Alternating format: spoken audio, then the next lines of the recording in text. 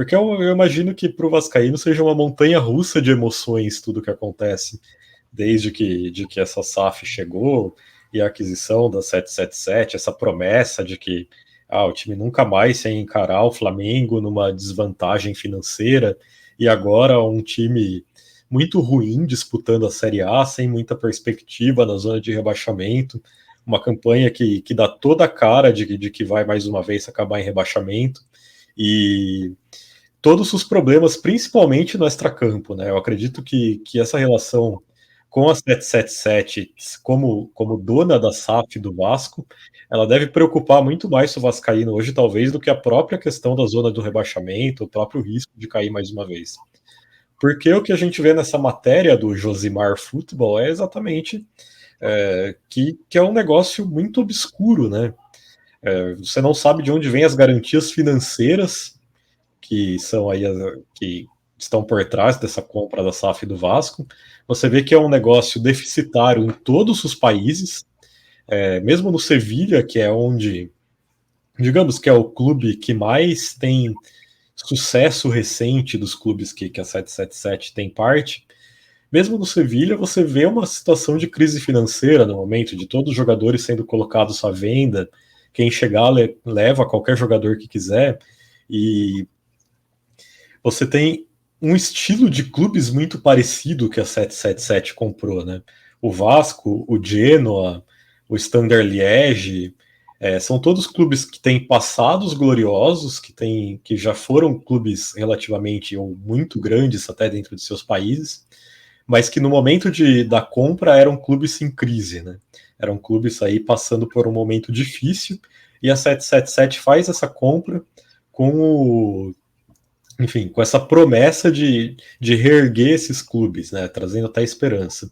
E um trecho aqui dessa reportagem que eu até queria destacar é um trecho aqui que ele diz que o sonho de ser lucrativo, né, é um sonho quase inatingível nessas ligas que apareceu a 777, seja na Itália, seja na França, seja no Brasil, pouquíssimos clubes conseguem ser lucrativos nessas ligas. E talvez a 777 ela nunca teve, talvez, a ideia de ser lucrativa, né? De transformar isso em lucro, apesar do discurso oficial ser outro. A ideia provavelmente seja comprar esses clubes nesse momento de baixa, de grande baixa, melhorar um pouco e revender os clubes, né? E ter aí um novo. Enfim, o lucro viria disso. Só que sem essas garantias financeiras e com isso vindo de um lugar muito obscuro, a matéria do Josimar até define o que está acontecendo com a 777 como uma hemorragia de dinheiro.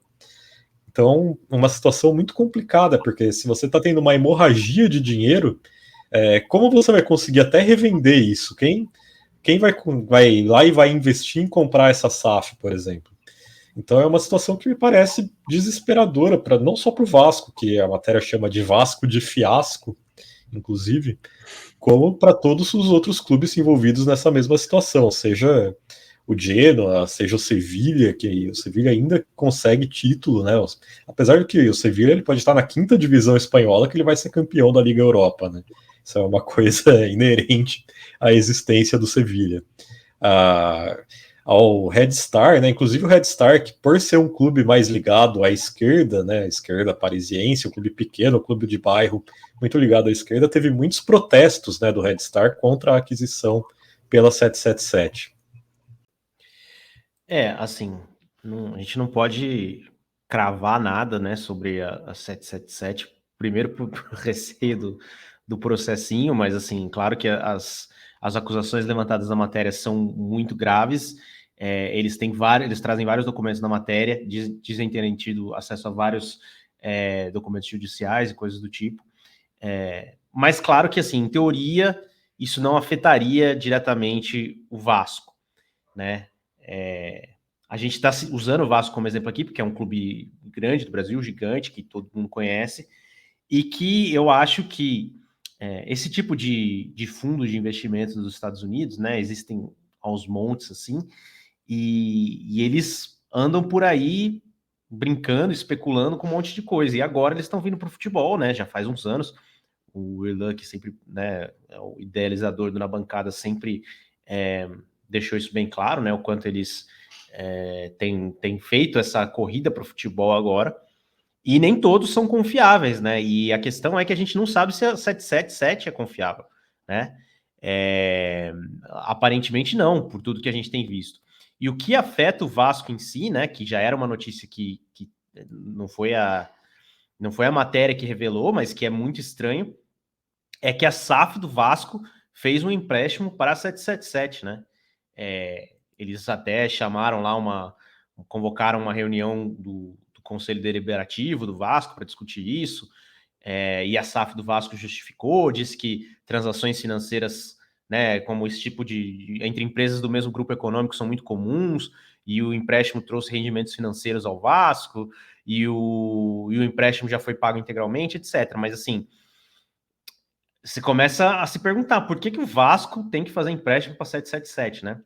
A matéria, ela deixa claro assim que vários dos investimentos da 777 são, no mínimo, nebulosos, né? Eles investiram em, se eu não me engano, pelo menos 2 companhias de aéreas low cost, né? Que são essas que fazem voos bem baratos. É claro que daí o voo, né? Assim, quem já viajou low cost sabe mais ou menos como é elas. Você não tem as mesmas regalias de uma empresa aérea grande e tal, mas você consegue viajar com passagens baratas e tal. E basicamente o que a matéria diz, por exemplo, é que o negócio da 777 com companhias aéreas é comprar Boeings a um preço barato e depois você emprestar, ou enfim, vender para as próprias companhias aéreas que elas estão, na qual a 777 está investindo, com juro bem mais alto, sabe? Então, é um negócio meio estranho, assim, né? Assim, parece que é um dinheiro que existe, mas ele fica circulando sem parar, né?